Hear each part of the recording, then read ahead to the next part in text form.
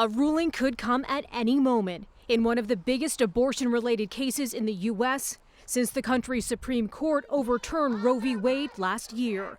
And the decision from a Texas judge appointed by former President Donald Trump could ban the use nationwide in the U.S., at least temporarily, of mifepristone, a drug used in a regimen for medication abortions, the most common method of abortion used in more than half of pregnancy terminations in the U.S.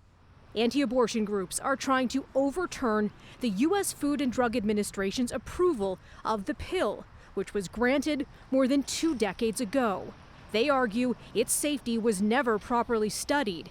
While that lawsuit plays out, the Anti-Abortion Coalition is asking District Judge Matthew Kacsmaryk on Wednesday to halt sales of the medication, even in states where abortion is legal. It would be unprecedented for a judge, a single judge, to say the FDA got it wrong. Jennifer Rogers is a former federal prosecutor. She says the notion of a single judge being able to issue a nationwide injunction is concerning to a lot of people.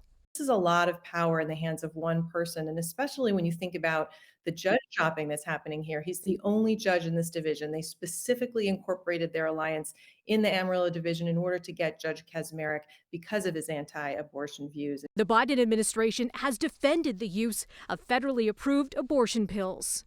This pill that has been on the market for more than 2 decades, and is regularly used for both miscarriage and management and abortion, as also it's used in more than 60 countries. And that includes Canada.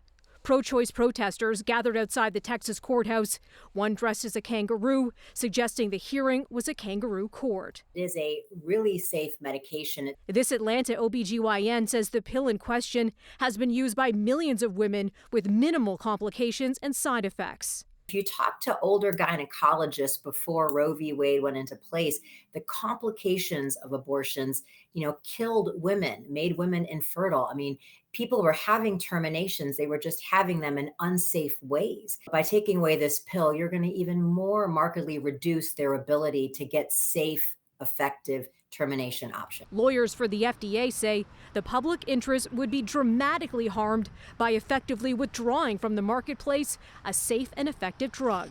The judge in the case has not given a firm timeline, but says he will be out with his ruling as soon as possible.